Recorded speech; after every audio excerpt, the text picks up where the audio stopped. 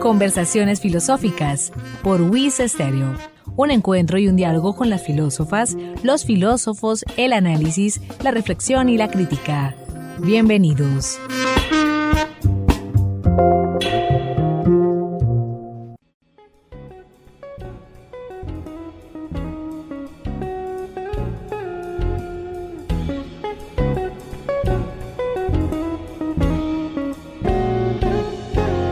Amables oyentes, bienvenidos a Conversaciones Filosóficas desde la Escuela de Filosofía de la Universidad Industrial de Santander, un espacio de encuentro, de análisis y de diálogo, con las filósofas, los filósofos, la reflexión y la crítica.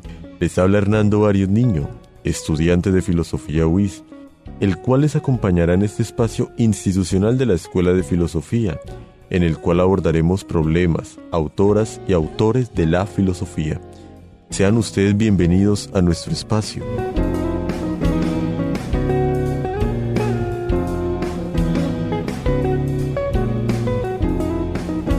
En el programa de hoy nos acompañará el profesor Giovanni Olave Arias. Es profesor en la Escuela de Idiomas de la Universidad Industrial de Santander y ha sido miembro del Grupo de Investigación en Didáctica del Lenguaje, las Lenguas y la Literatura de la Facultad de Ciencias Humanas de la UIS. Su formación académica incluye un doctorado en Lingüística de la Universidad de Buenos Aires, completado en 2017. Además posee un magíster en Educación de la Universidad Nacional de La Plata en 2015, un magíster en Lingüística de la Universidad Tecnológica de Pereira en 2011 y una licenciatura en Español y Literatura de la misma universidad en 2007. El profesor Olave Arias se especializa en el análisis del discurso y la educación lingüística, áreas en las que aporta la enseñanza y la investigación en la Escuela de Idiomas de la UIS. Estimado profesor Giovanni, bienvenido. Gracias, Hernando. Buenos días. Para iniciar este programa del día de hoy, vamos a compartir el siguiente fragmento. En cada signo ideológico se cruzan los acentos de orientaciones diversas. El signo llega a ser la arena de la lucha de clases. Estimado profesor Giovanni, ¿por qué traer esta frase a colación y quién es el autor y de dónde viene? Bueno, esa frase que acabas de leer es un fragmento muy citado del filósofo soviético Valentín Voloshinov. Voloshinov forma parte de lo que la tradición ha conocido como el Círculo de Bakhtin, aparentemente un grupo de académicos intelectuales que alrededor de la figura de Mikhail Bakhtin trataron de construir una filosofía del lenguaje con orientación marxista durante la época soviética.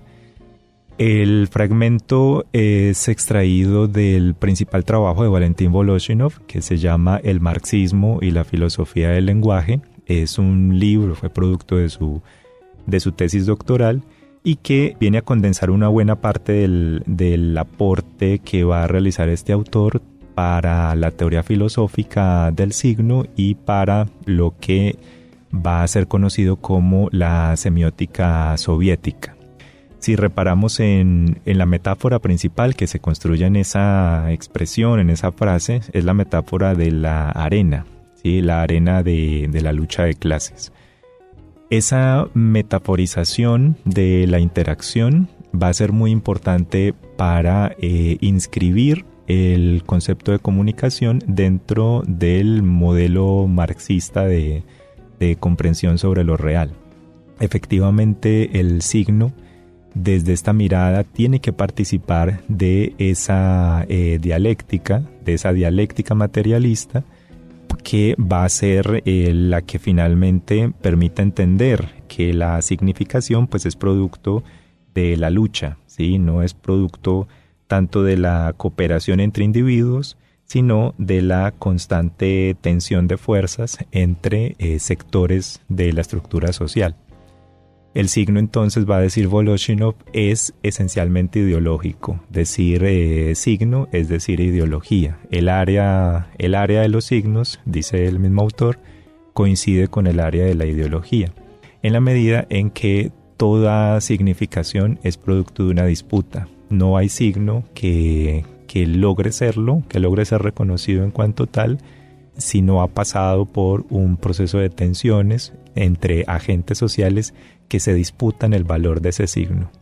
Con lo cual pues tenemos una teoría semiótica que emerge en el mundo soviético y que va a ser muy importante para la construcción del análisis del discurso en la tradición francófona a partir de la década del 60. Es interesante, estimado profesor Giovanni, lo que menciona respecto a esa misma metaforización de la arena que trae a colación el autor del día de hoy, y que ahí entra ya en diálogo justamente con ese análisis discursivo, como bien lo has comentado, y que inclusive ya para el programa Conversaciones Filosóficas cae muy bien, porque es necesario y es algo muy importante el hecho de revisar esos aspectos de la semiótica, o que semióticamente se pueden reflejar desde el mismo discurso, y autores inclusive, como también lo mencionabas, Bakhtin, que traen nos dice mucho, inclusive hoy en día, y nos seguirá diciendo. En ese orden de ideas, estimado profesor Giovanni, antes de ya entrar de lleno con el programa, ¿qué pregunta formularle al público respecto a lo que has mencionado, inclusive también como esa arena de la lucha de clases, que es también algo interesante y que pues ya para las personas y las especialidades que de pronto nos estén escuchando, bueno, ahí de pronto claro que van a quedar así como wow, lucha de clases, marxismo. Pero bueno, ¿qué pregunta realizarle a nuestras y nuestros oyentes? Bueno, podríamos preguntarle a los oyentes de dónde creen que salen los significados de las cosas. Ya regresamos.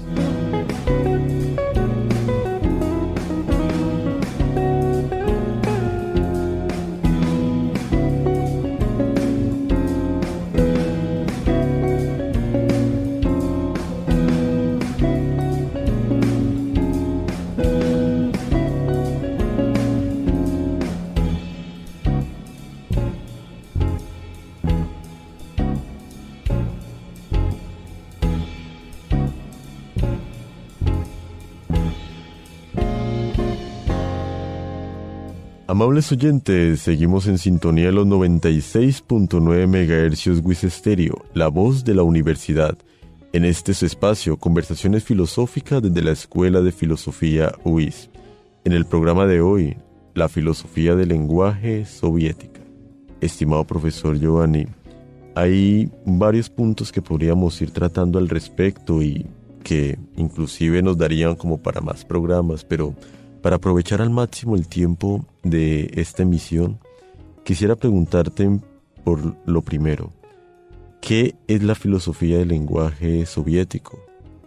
Bueno, la filosofía del lenguaje soviética es una escuela, una corriente de pensamiento que se desarrolla en el mundo soviético a partir de la propuesta de un orden social que se va a oponer al orden social hegemónico en ese momento, que es el zarismo en la Rusia de los zares, y que luego va a entrar a disputarse en el mundo bipolar las dos órdenes mundiales distintos, que sería el orden mundial capitalista y el orden mundial comunista. Dentro de ese proyecto de orden social, proyecto político amplio que es el mundo soviético, una parte de los académicos, de los intelectuales de la época, va a tratar de construir una filosofía del lenguaje que tenga base materialista dialéctica. Ese intento va a iniciarse más o menos en la década del 20 y va a extenderse durante casi 2 décadas.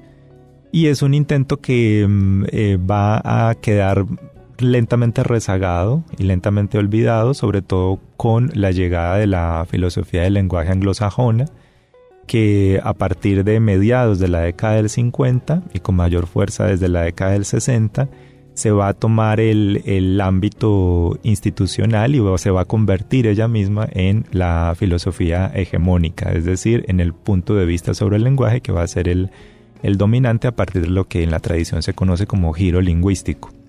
Lo interesante es que eso va a llegar hasta la formación de las humanidades, en las diferentes disciplinas. Es decir, en humanidades, en las diferentes disciplinas como filosofía, pero también las ciencias del lenguaje y en general las ciencias sociales, va a ser difícil que circulen estos autores como Valentín Voloshinov, como Medvedev, como el mismo Bakhtin, más allá de la teoría literaria.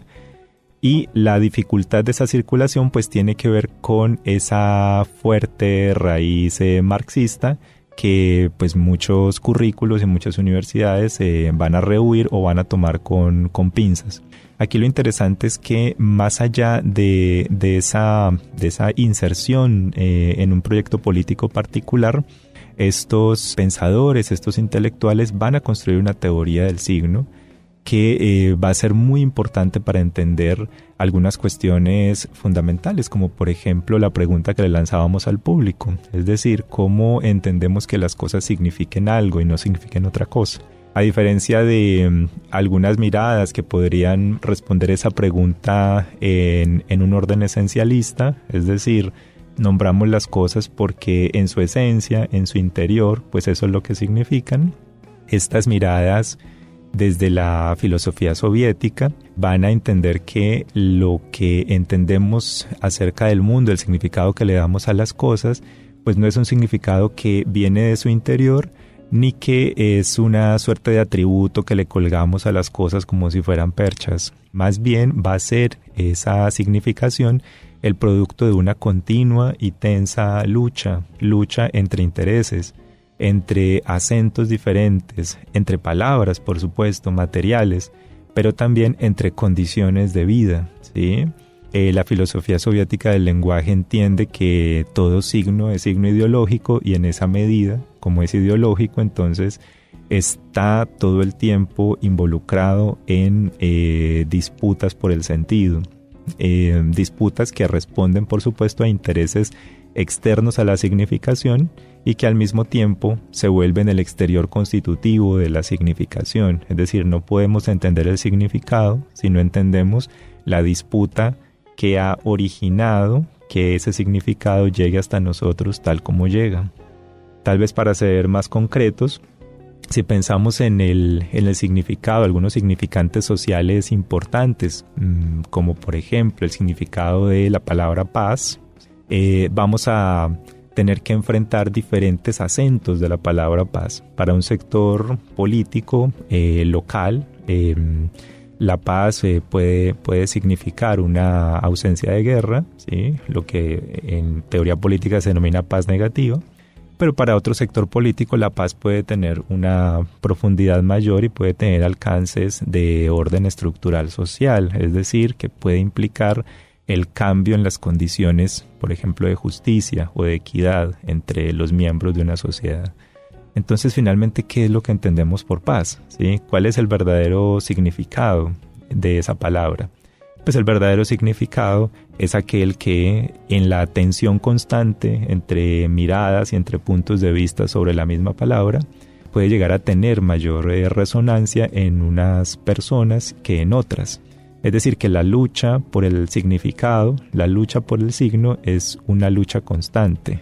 Y en esa permanencia de la significación, esa permanencia de la tensión, de la lucha por la significación, pues es que se juega la comunicación misma y la vida misma. Y es esto lo que tenían claro autores como Voloshinov y los filósofos soviéticos del lenguaje. Es interesante cómo a partir inclusive de toda esta realidad, como bien inclusive desde ahí mismo se estudia, se deja y se trae a colación estos teóricos de aquel otro lado del charco, de aquel otro lado del mar, del mundo. Y todavía me queda resonando inclusive todavía como esa misma terminación de la frase, el comienzo, arenas de la lucha de clase, justamente, y que también se ve en la tensión de esa misma, de esos mismos sectores que definen una palabra. Por ejemplo, mencionabas el tema de la paz. Entonces, bueno, ¿cuál es el verdadero significado de la paz? ¿Desde qué sector o qué sectores lo pueden comprender y finalmente llega a un consenso? Y es interesante que desde un punto de vista de la filosofía del lenguaje soviética, como bien entramos ahí, entran estos personajes y empiezan a fomentar ese diálogo. Y empezamos también nosotros, también con nuestras propias realidades del país, del contexto, a entrar en diálogo con esas teorías. Con esa teoría concretamente. Una segunda parte, estimado profesor Giovanni, podría ser cómo entender a estos filósofos de comunicación humana, específicamente la filosofía del lenguaje en el mundo soviético. Aquí en el programa hemos dialogado junto con el profesor Dairon de la Escuela de Filosofía a Wittgenstein y los juegos del lenguaje, y pues es como lo más cercano que hemos tenido aquí en el programa, pero desde el enfoque, ¿cuál sería este enfoque que nos podrían dar la filosofía del lenguaje soviético, por ejemplo? La filosofía del lenguaje soviético y su concepto de signo, y en particular el principio de inestabilidad del signo, es decir, que las cosas no significan por esencia, sino por lucha, por producto de la disputa entre diferentes acentos, nos va a permitir, o le va a permitir a las ciencias del lenguaje, a partir de la década del 60, construir la disciplina del análisis del discurso, una disciplina que apuesta por entender la comunicación humana como un fenómeno discursivo, más que un fenómeno de transmisión o como un fenómeno de intercomprensión entre códigos.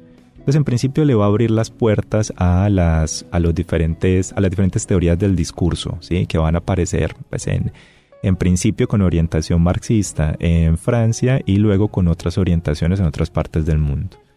Y luego, contemporáneamente, pues va a insistir, ¿sí? En una dimensión que es muy importante para entender el signo y la comunicación como un tipo de práctica política. Es decir, si el signo es inestable, si todo el tiempo estamos disputando el sentido, eso implica que todo lenguaje, toda forma de lenguaje acusa una dimensión política. La dimensión política del lenguaje entonces consiste en una forma de entender y de ver el lenguaje como el producto de un conjunto constante de luchas, de desacuerdos y de disputas entre intereses que permanecen y que dejan su huella en la misma significación. La dimensión política del lenguaje ha construido desde diferentes disciplinas avances importantes para preguntarnos ya no solo por el acuerdo, ya no solo por los consensos a los que llegamos como sociedad, sino por los desacuerdos constantes, las divergencias que mantenemos con el otro y con lo otro, ¿sí? Esas divergencias entonces van a ser el gran problema que la inestabilidad del signo puede llegar a explicar. Es decir, la divergencia sería en realidad connatural a la esencia ideológica del signo. Toda vez que no podemos sino estabilizar de manera transitoria, de manera parcial, los significados, pues la inestabilidad que resta es lo que explica la permanencia de desacuerdos en el orden público. Desacuerdos que por supuesto pasan a las comunicaciones y al modo de vida, a la interacción cotidiana. Entender entonces esa dimensión política del lenguaje es preguntarse por la función política que cumple el lenguaje en nuestras interacciones diarias.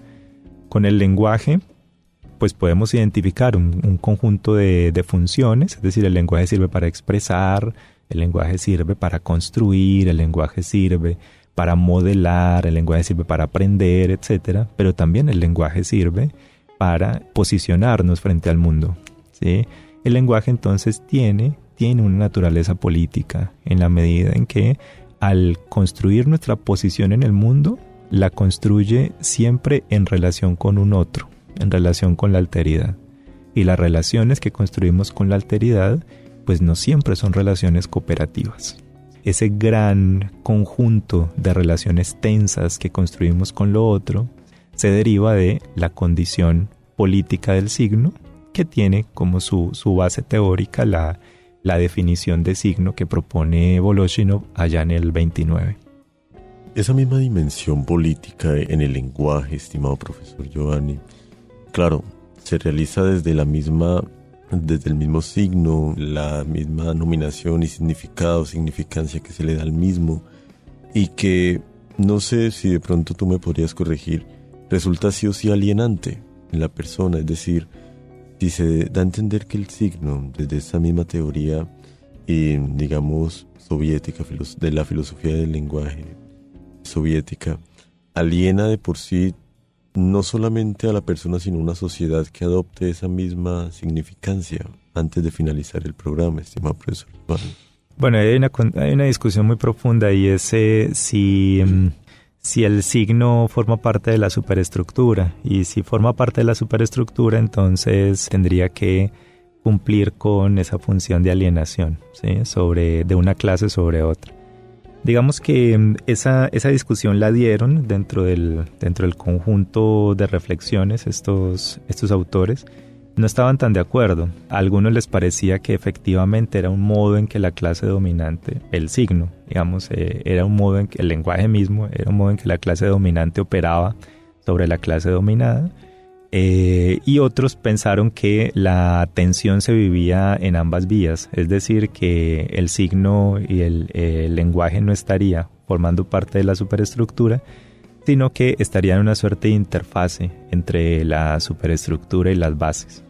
Esa discusión teórica, digamos que hoy nos suena un poco trasnochada, digamos, superado, entre comillas, el modelo dialéctico materialista, pero nos deja varias reflexiones, que es lo interesante, ¿sí? Lo que nos deja es la posibilidad de pensar si es posible resolver el problema de la significación solamente con el modelo de base superestructura.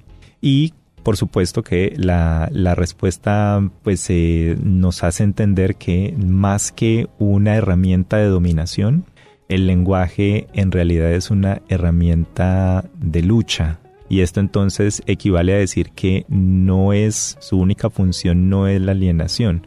Su función también puede ser la resistencia a cualquier modo de dominación o de alienación. En esa medida, si le dotamos de potencia política, de que no digo poder, digo potencia, si dotamos de potencia política al signo, podemos entonces entender cómo funciona tanto en un grupo social como en otro, tanto en los sectores que podríamos catalogar como dominantes, como en aquellos que podríamos catalogar como dominados, pero que no están exentos de agencia, es decir, que llevan a cabo procesos políticos de resistencia frente a esa dominación o frente a eso que perciben como dominación. Pues bien, ¿cómo se realiza esa resistencia? Se realiza a través de una clara función política de sus signos. El uso político que hacen de los signos forma parte del juego de esa arena de luchas. Si bien en la cita se hace referencia a un tipo de lucha particular, que es la lucha de clases, podemos extrapolar a Voloshinov más allá del marco marxista y decir que es una arena de luchas no solo de clases, sino de diferentes tipos de luchas. Y eso sí nos sirve todavía en la reflexión contemporánea. Por ejemplo, los estudios glotopolíticos contemporáneos, la perspectiva glotopolítica va a retomar el principio de inestabilidad del signo desde Voloshinov para entender esa dimensión política del lenguaje en el mundo contemporáneo, más allá del modelo marxista. De verdad, estimado profesor Giovanni, creo que hemos podido abordar esta teoría en sus diferentes matices, desde, claro, el mismo reto del tiempo nos lo permite. Agradecer de antemano estos aportes que nos brindas desde la misma lingüística, desde la misma filosofía también, el nombre del programa del día de hoy, de la emisión Filosofía del Lenguaje Soviética, justamente. Y bueno, traer a colación estos autores que también resultan hasta ya desconocidos para uno, claro, sesgados justamente por el tema también, entonces marxista, entonces no marxista, pero como tú dices, son válidas justamente las reflexiones y los aportes que inclusive nos dan en el día de hoy, en el día a día de nuestra contemporaneidad. Y bueno, agradecer por tu participación, estimado profesor Giovanni, y esperamos nuevamente contar no solo con un programa, sino una temporada y con su merced. Muchas gracias por el espacio, Hernando. Amables oyentes, llegamos al final de esta edición de Conversaciones Filosóficas desde la Escuela de Filosofía UIS. Del mismo modo, también expresamos un especial agradecimiento a nuestro invitado por su participación y sus valiosos aportes en nuestro espacio de la reflexión y la crítica. Gracias por su sintonía. Los invitamos a una nueva edición del programa institucional de la Escuela de Filosofía UIS. Con ustedes hasta este momento les acompañó Hernando Arias Niño.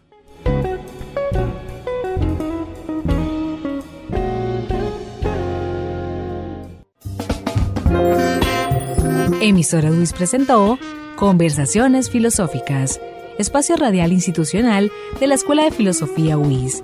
Sintonícenos todos los lunes a las 11:30 am en los 96.9 MHz, UIS Estéreo, la voz de la universidad.